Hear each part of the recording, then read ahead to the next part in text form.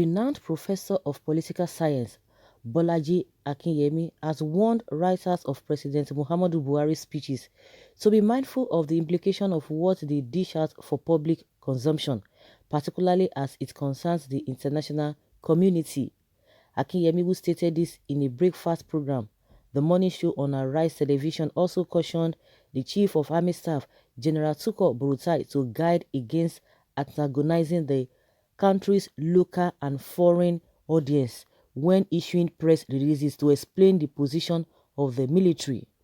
The former Minister of External Affairs spoke against the backdrop of the controversy in the reported shootings of protesters at the Lekki toll gate allegedly by uniformed soldiers, stressing that the reaction by Mr. President to the concern raised by the international community was far from the expected. The president had in his address to Nigerians in the wake of the protests that later turned violent in some cities said, "To our neighbors in particular and members of the international community, many of whom have expressed concern about the ongoing developments in Nigeria, we thank you and urge you all to seek to know all the facts available before taking a position or rushing to judgments and making hasty pronouncements."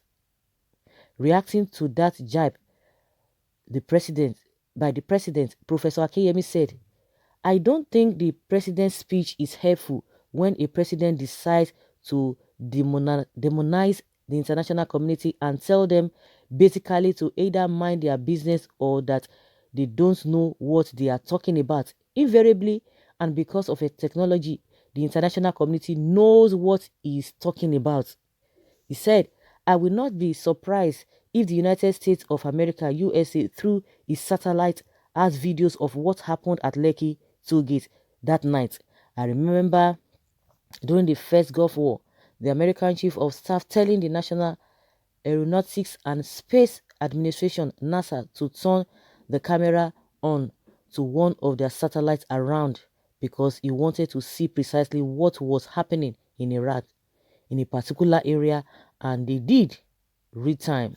Even if you want to disagree with the international community, it is good to do so in a civil way. If I were writing that speech, I wouldn't have written it that way." On the response to the Lagos incident by the Chief of Army Staff, General Tukur Burutai, Professor Akinyemi had this to say, saying, "Let me also expand my comments to cover the lack of civility by the statement released to the public by the Chief of Army Staff. I have been dealing with military officers of general level. I didn't serve under General Yakubu Gowon, but I interacted with him. I interacted with the generals Muritala Mohammed, T.Y. Danjuma, my boss, Ibrahim Babangida. I am used to civility in the speech by the generals in the Nigerian army. I found the tone of that speech offensive," adding that even if you want to put the views of the military across, there are ways to do so without offending your readers or listeners. Nigeria should know that it is dealing with the international community as well as the domestic community. You are dealing with educated and civilized people. Those who represent us or speak on our behalf should watch their language," he added. The protest in perspective, she said, "Nigeria is both lucky and unlucky. Nigeria is lucky in the sense that our own crisis came in the season of protest. Black Lives Matter protests all over the world, protests in Thailand, Chad, Kyrgyzstan, as well as Guinea. This means that for the world, it will not perceive Nigeria's protest as an aberration. It will not regard Nigeria as a bad boy within the international community. That is the good part. The bad part is that after 12 days, there were shootings in Nigeria. Thailand protests and demonstrations have been going on for about a month. Kyrgyzstan have been going on for about 2 months, and there have been no shootings. So we've got the awkward position in which Nigeria find itself.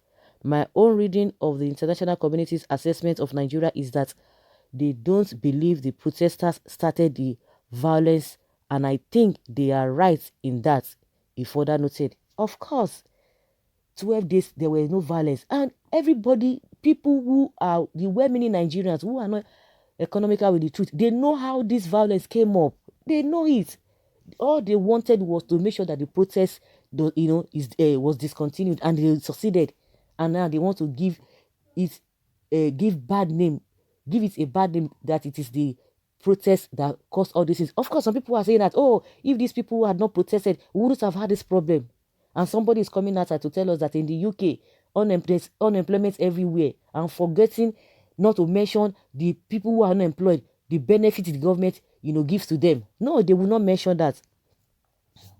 And they are telling us that the protest cost all of those things.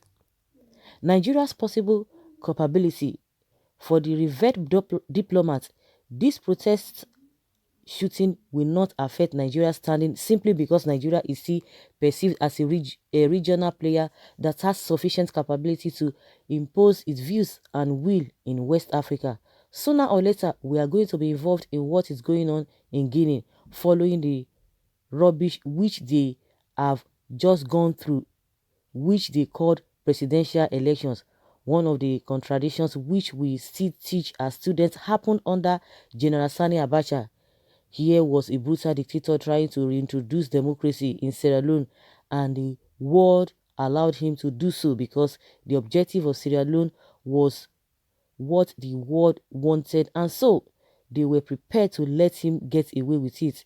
And we often get this kind of confusion and contradictions in international relations, where the bad guy often goes ahead to do the right thing internationally, not domestically. Is youth negligence in governance the reason for this uprising? He said, I don't like narratives that start in the middle. Nigeria at different times in its history had always been ruled by the youth. The first generation of leaders, Sardauna, Balewa, Awolowo, Azikiwe, Aminu Kano, were all in their 30s when they started. Balewa was prime minister around the age of 35. Sardauna was in his 30s when he became premier of the North. Awolowo was in his 30s when he became premier of the West, and Zik was in his 30s when he became premier of the East. How old was Aguiyi-Ironsi? Probably in his early 40s, but when Yakubu Gowon came in, he was in his early 30s. When Murtala Mohammed came in, he was in his 30s, because I used to crack joke with him that we were about the same age, sir. And typical military man, he would tell me to shut up. You are a civilian younger brother. And that makes all the difference, because I was 33 and I think he was 34. We didn't really know how old General Obasanjo was during his first coming, but he probably was in his 40s. In 1999, when we came back to civilian rule, how old was Donald Duke? How old was Tinubu, Segun Oshoba, and other governors? They were either early 40s or mid 40s. It is only this dispensation that we can talk of old people ruling Nigeria. Akinyemi stressed. Like the famed professor noted, the utterances of Mr. President are not likely to hurt Nigeria internationally for now, but this counsel in the use of language remains food for thought for the president's speech writers. Okay. So guys, you've heard the professor, how he has been able to clearly stated the way and manner they are going about it. And that is why it is a deliberate act that the day Buhari made that speech, when he was forced or he later agreed to come and make that speech, he never mentioned of that Lekki toll gate, because he didn't believe in that. And they've always come from the position of, oh, we are a sovereign country. Oh, you don't know what is happening. We that we are here, we know what is happening more than you that you are not here. You know that Reno Mokri said that they are satellites of what really happened. We that we are here, the people that were on ground on that day, they were telling you what happened. You are still doubting it. You still say, no, that is not the way it ought to go, that they are dishing out fake news. Dishing out fake news. I don't want to stress much. So guys, let's hear what you think concerning what the professor has said.